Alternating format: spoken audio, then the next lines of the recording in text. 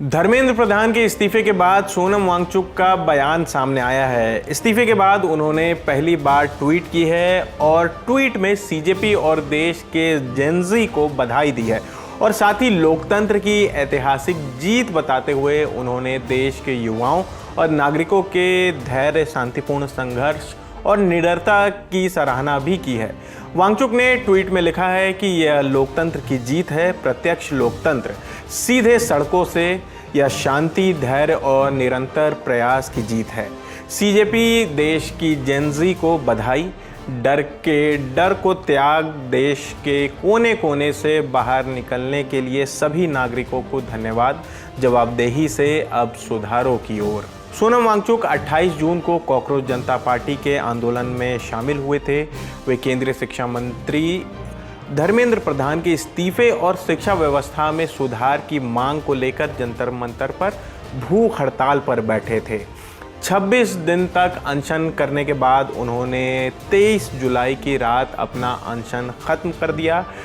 इससे पहले जैसा कि हम सभी ने देखा कि उन्हें जहाँ पर वो प्रोटेस्ट साइट था दिल्ली के जंतर मंतर पर, जहाँ पर वो कई दिनों से भूख हड़ताल पर बैठे थे, अचानक एक दिन पुलिस ने उन्हें उस प्रोटेस्ट साइट से उठाकर दिल्ली के सफदरजंग अस्पताल में भर्ती कराया था। इसके बाद उनकी जो पत्नी है गीतांजलि आंगमो, उन्होंने दिल्ली हाई कोर्ट में एक अर्जी भी डाली और उसके बाद उन्हें फिर मेदांता अस्पताल में उन्हें भर्ती कराया गया। वहीं पर उनका जो अनशन था उन्होंने तोड़ा जेपी नड्डा के सामने, और साथ ही वो जो उनका जो अनशन खत्म हुआ था, सरकार ने भरोसा दिया कि संसद में नीट पेपर लीक के मुद्दे पर चर्चा होगी, आंदोलन कर रहे छात्रों के खिलाफ कानूनी कार्रवाई नहीं की जाएगी और पेपर लीक के बाद जो जान जिन्होंने दिया है, छात्रों के परिवारों को मुआवजा देने के मुद्दे पर भी विचार किया जाएगा। ये जो मांग था, ये सोनम वांगचुक ने रखी थी कि इस शर्त पे मैं अनशन अपना ख़त्म कर दूंगा, और इसी के बाद इस पर विचार करने की बात तब कही गई थी और इसी बात पर उन्होंने अपने अनशन ख़त्म की थी। तो ये तो थे सोनम वांगचुक की धर्मेंद्र प्रधान के इस्तीफे के बाद उन्होंने क्या कहा है। वहीं जंतर मंतर पर समर्थकों को संबोधित करते हुए कॉकरोच जनता पार्टी के फाउंडर अभिजीत दीपके ने कहा कि सीजेपी उन्होंने ये कहा है कि ये इस बात का सबूत है कि अगर आप डरते नहीं हैं और इस सरकार के सामने झुकते नहीं हैं तो आप किसी का भी इस्तीफा ले सकते हैं, लोकतंत्र में डरे नहीं।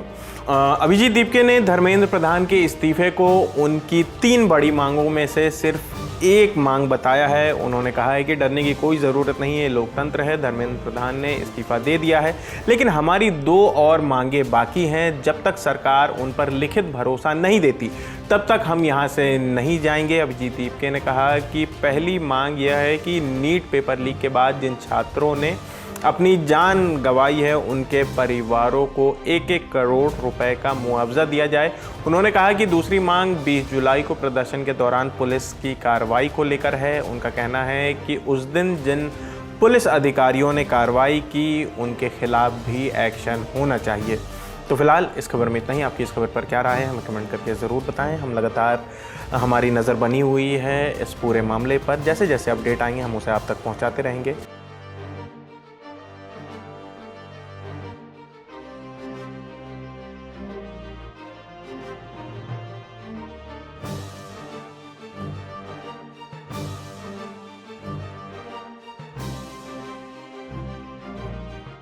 सच्चाई के साथ जुड़िए डेली इंडिया न्यूज के साथ।